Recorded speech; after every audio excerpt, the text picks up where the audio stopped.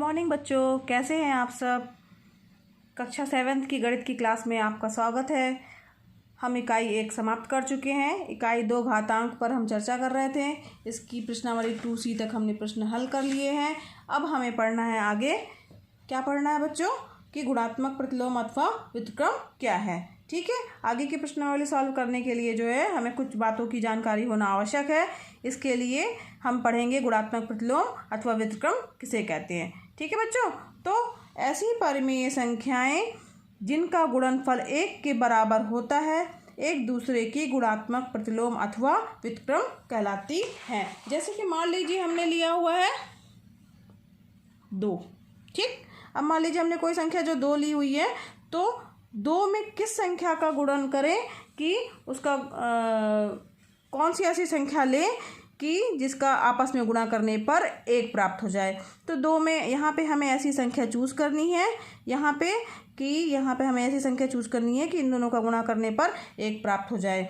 तो यहाँ पे हम 2 में किसका गुणा करेंगे, यहाँ पे 2 में 1/2 का गुणा कर देंगे हम, तो हमें इसका गुणनफल क्या प्राप्त हो जाएगा बच्चों, 1 प्राप्त हो जाएगा। तो उसे 2 कट जाएगा, बचेगा क्या बच्चों, 1 बचेगा। इसका मतलब हुआ कि ये 1/2 जो है वो जो परिमेय संख्या है वो 2 की गुणात्मक प्रतिलोम अथवा व्युत्क्रम है। क्यों? क्योंकि इन दोनों का गुणनफल जो है वो 1 के बराबर आ रहा है। तो ऐसी परिमेय संख्या जिनका गुणनफल 1 के बराबर होता है एक दूसरे की गुणात्मक प्रतिलोम अथवा व्युत्क्रम कहलाती हैं। अगर मान लीजिए जैसे हमने लिया हुआ है 7, ठीक है, तो बच्चों 7 का गुणात्मक प्रतिलोम क्या कहलाएगा, 1/7। ठीक, समझ में आ रहा है, क्योंकि इसमें इसका ये कैंसिल हो जाएगा और 1 आएगा। 7 का गुणात्मक प्रतिलोम क्या होगा, 1/7। अगर मान लीजिए हम एक और संख्या लेते हैं 4/3। ठीक है, अब 4/3 में जो अगर हमने लिया है तो 4/3 में हम किस संख्या का गुणा करें कि हमें गुणनफल 1 प्राप्त हो जाए। तो हम जो है अगर इसमें हम 3/4 का गुणा कर दें तो हमें 1 मिल जाएगा। 3 से 3 कट जाएगा, 4 से 4 कट जाएगा, यहाँ पे भी 1 मिल जाएगा। ठीक है, तो तब ये जो परिमेय संख्या जिसका हम गुणा कर रहे हैं ये जो है पहली वाली संख्या की क्या कहलाती है, गुणात्मक प्रतिलोम अथवा व्युत्क्रम कहलाती है। ठीक है बच्चों, अब हम पढ़ेंगे कि घातांक -1 का क्या अर्थ है।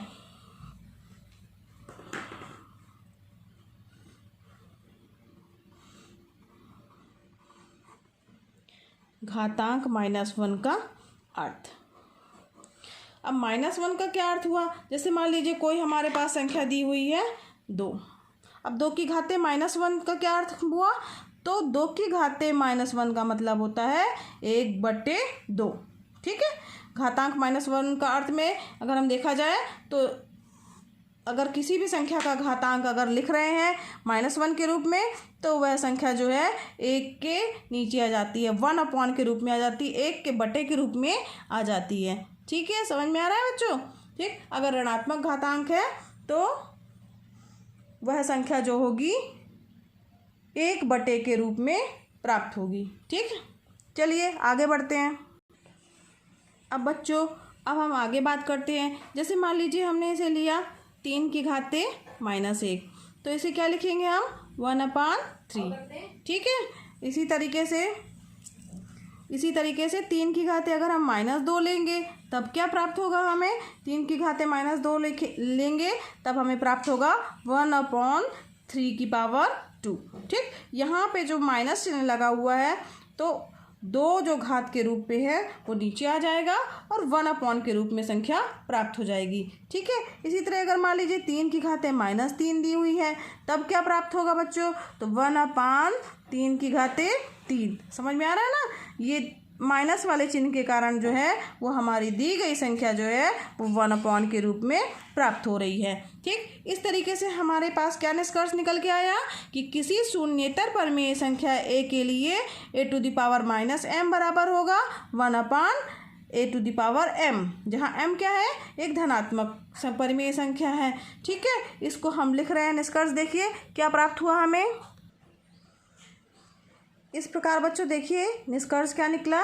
ये प्रक्रियाएं करने से हमें देख के ये समझ में आ रहा है कि किसी भी शून्येतर परमेय संख्या a के लिए a की पावर -m बराबर क्या होता है 1/a की पावर m। यहाँ पे वही हो रहा है ना -m, अगर घातों को हम m के रूप में ले लें, यहाँ जहाँ पे m क्या है, एक धनात्मक परमेय संख्या है, तब देखिए यहाँ पे क्या हो जा रहा है 1/, के रूप में आ जा रहा है ना, वही प्रक्रिया हो रही है। तो इस निष्कर्ष निकला किसी शून्येतर परमेय संख्या a के लिए a to the power -m बराबर 1/a की पावर m, जहाँ m क्या है, एक धनात्मक परमेय संख्या है। ठीक है, और इससे क्या मतलब निकला कि जो ये हमारा 1/m यानी a to the power -m जो प्राप्त हो रहा है वो क्या हो गया, a to the power m का गुणात्मक प्रतिलोम हो गया। तो इस प्रकार से हम लिख सकते हैं, इस प्रकार a to the power -m a to the power m का गुणात्मक प्रतिलोम है। गुणात्मक प्रतिलोम में क्या होता है बच्चों, वो संख्या जो रहती है, अगर मान लीजिए हमने am लिया है तो उसका प्रतिलोम क्या होगा, गुणात्मक प्रतिलोम क्या होगा बच्चों 1/am। 1/am क्या दिया हुआ है, a to the power -m, तो इसका मतलब यही हो गया कि a की पावर -m जो है वो a की पावर m का गुणात्मक प्रतिलोम है। समझ में आ रहा है ना बच्चों। ठीक है बच्चों, अब हम आगे बढ़ते हैं। यहाँ ध्यान दीजिए बच्चों, यहाँ पर अगर घात ऋणात्मक है तब जो है हमने जो नियम पढ़े हुए हैं उनको फिर से पुनः परिभाषित किया जा सकता है, और कुछ नियम हमें जो है वो ऐसे प्राप्त होंगे। a to the power m into a to the power -n दिया है अगर, तो a to the power m -n। ठीक है, इसी तरह से अगर -m यहाँ हो जाता है और संख्या यहाँ वाली माइनस हो जाती है तो a की पावर -m प्लस n। ठीक, वही चीज़ें दी हुई हैं, यहाँ पे -m हो जाए, यहाँ a to the power -m गुणे a की पावर -n बराबर हो जाएगा a की पावर -m -n। ठीक है, या इसी को इस तरह से माइनस का चिन्ह कॉमन ले लेंगे दोनों में से, तो क्या आ जाएगा a की पावर -m कोष्टक के अंदर m प्लस n। ये जो हमारा फार्मूला था, क्या अगर यहाँ पे n एक बार n ऋणात्मक लिया है, एक बार m को ऋणात्मक लिया है और एक बार दोनों संख्याओं को ऋणात्मक लिया गया है, तब उसके लिए जो है हमारा फार्मूला कौन सा था, a to the power m into a to the power n बराबर होता है a की पावर m प्लस n। अब यहाँ पे जो भी चीज़ माइनस होगी उसकी जगह पे माइनस लग जाएगा। अगर m की जगह -m है तब यहाँ पे -m यहाँ पे आ गया, और अगर n की जगह -n है तो ये वाला फार्मूला बन गया हमारा। अगर दोनों माइनस हैं तो ये तीसरा वाला फार्मूला हमें प्राप्त हो जाएगा। समझ में आ रहा है ना बच्चों। ठीक है, अब आगे देखिए, बच्चों, इसी तरीके से भाग के लिए भी होगा। वो फार्मूला जो था वो गुणा के लिए था, और भाग के लिए भी हमने फार्मूला पढ़ा है, क्या a to the power m भागे a to the power n बराबर क्या होता था हमारा a to the power m -n।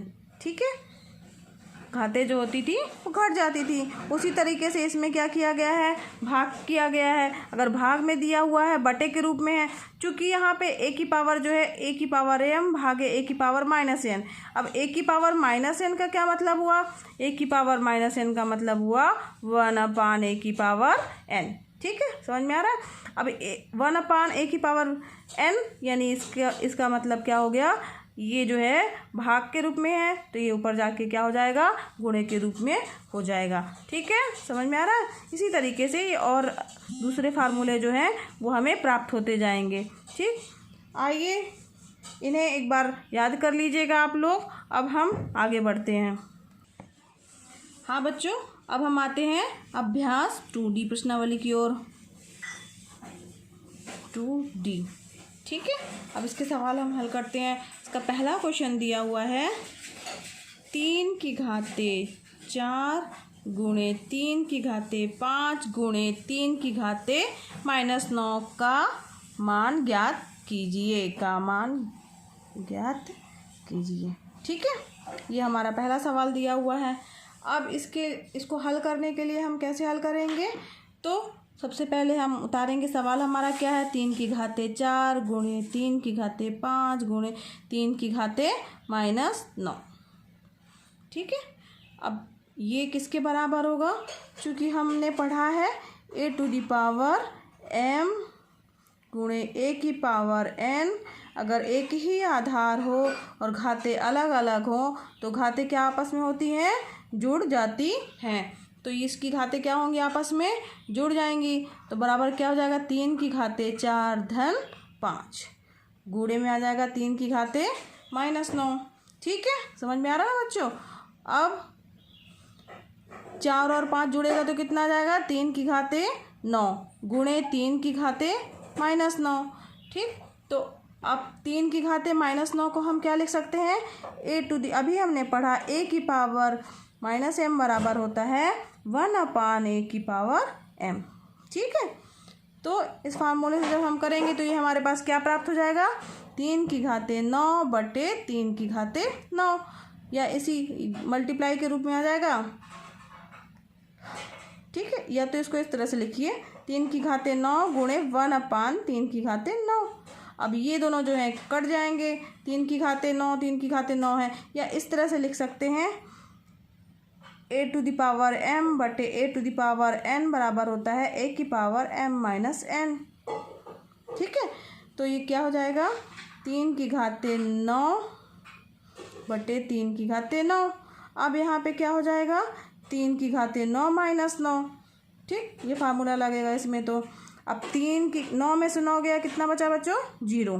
तो 3 की घाते क्या हो गया, 0। और किसी भी संख्या की घात हमारे पास फार्मूला है a⁻0 बराबर क्या होता है, 1 होता है। तो 3 की घाते 0 बराबर क्या आ जाएगा, 1। तो जो ये हमारा सवाल है इसका मान ज्ञात करना था हमें, तो इसका मान हमें क्या प्राप्त हुआ, 1 प्राप्त हुआ। ये हो गया इसका आंसर। समझ में आया ना बच्चों। ठीक है, चलिए अब आगे क्वेश्चन नंबर 2 की ओर बढ़ते हैं।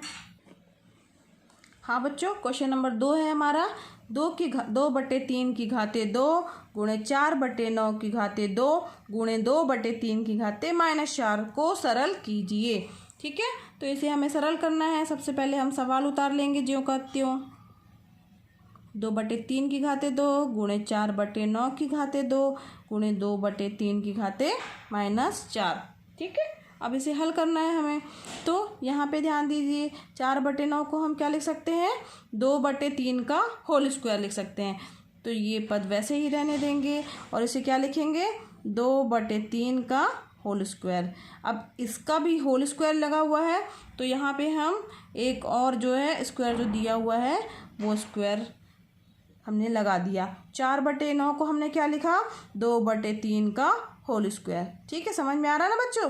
ठीक, अब इसी तरीके से मल्टीप्लाई में जो दिया हुआ है 2 बटे 3 की घाते -4, इसे ज्यों का त्यों हमने उतार दिया। ठीक है, अब इसके बाद नेक्स्ट बढ़ते हैं हम आगे।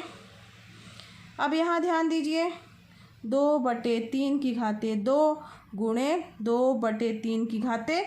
अब यहाँ पे हमने फार्मूला पढ़ा था a/b⁻m का होल पावर n दिया है, तब क्या होता है a/b की whole power m into n। ठीक है, ये हमारे पास एक फार्मूला है। यहाँ पे चाहे तो आप बड़ा कोष्टक भी लगा सकते हैं। ठीक, और यहाँ पे जो घाते हैं वो क्या होती हैं, आपस में गुणा हो जाती हैं, तो m इंटू n। तो इसी तरीके से यहाँ पे इसका गुणा हो जाएगा, तो कितना आ जाएगा, 2 बटे 3 की घाते 4 गुणे 2 बटे 3 की घाते -4। ठीक, अब इसके बाद हम इसको आगे हल करेंगे तो क्या प्राप्त होगा हमें। अब यहाँ पे ध्यान दीजिए, हमने जो सूत्र बताया था वो हमारे सूत्र यूज़ होंगे।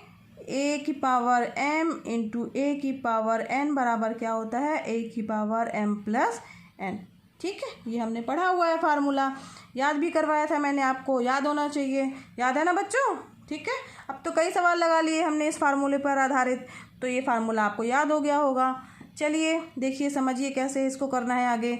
तो ये क्या हो जाएगा हमारा, 2 बटे 3 की घाते आपस में क्या होंगी, आधार समान है तो घाते आपस में क्या होंगी बच्चों, जुड़ जाएंगी। क्या हो गया, 4 धन 2 धन 4। ठीक, अब 2/3 की घाते -4 ज्यों का त्यों लिख दिया हमने। इसके बाद हम और आगे बढ़ेंगे।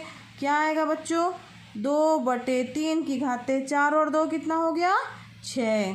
ठीक, 2/3 की घाते -4। ठीक है, समझ में आ रहा है ना बच्चों? अब इसके बाद जो है क्या करेंगे हम? अब इसके बाद अब यहाँ पे ध्यान दीजिए, यहाँ पे भी वही फार्मूला लग जाएगा। 2/3 की घाते 6 धन -4 हो जाएगा। कौन सा फार्मूला लगा हमारा? a⁻m इंटू a⁻n बराबर क्या होता है? a⁻m+n। अब यहाँ n की जगह क्या दिया हुआ है? -4। ठीक है, तो यहाँ पे जो है n की जगह -4 दिया हुआ है, तो यहाँ पे हमने -4 ले लिया। अब क्या हो जाएगा? 2/3 की घाते 6 -4।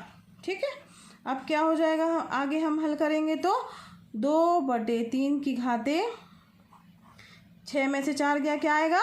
2। ठीक है, समझ में आ रहा ना बच्चों?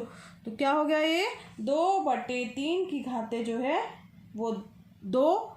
इसको सॉल्व करेंगे तो 2/3 गुणे 2/3। यहाँ तक भी आंसर हो सकता है, क्योंकि चैप्टर हमारा घातांक है तो घात के रूप में भी लिख सकते हैं और आगे हल करके भी लिख सकते हैं। तो ये क्या हो जाएगा हमारा? 2 दूनी 4 और 3 त्रिकाई 9। तो क्या हो गया आंसर हमारा? 4/9। ठीक है, ये हमारा क्या हो गया? आंसर हो गया। इसको हमने सरल किया तो हमें ये मान प्राप्त हुआ। ठीक है बच्चों, जो समझाया जा रहा है समझ में आ रहा है ना? ठीक है, चलिए इतना आज के लिए बहुत है। कल हम आगे के प्रश्न हल करेंगे। और क्वेश्चन नंबर, हाँ, होमवर्क तो दिया ही नहीं आप लोगों को, तो ध्यान दीजिए। क्वेश्चन नंबर 3 जो है वो आपका होमवर्क है, और क्वेश्चन नंबर 4 ये दोनों करिएगा आप। तीसरा और चौथा दोनों क्वेश्चन जो है वो आपके होमवर्क दिए हुए हैं। ठीक है, क्वेश्चन नंबर 3 और 4 ये आपको करके मुझे भेजने हैं। ठीक है, ये होमवर्क हैं। ठीक है बच्चों, चलिए नेक्स्ट क्लास में अब हम आगे पढ़ेंगे। ठीक है, थैंक यू।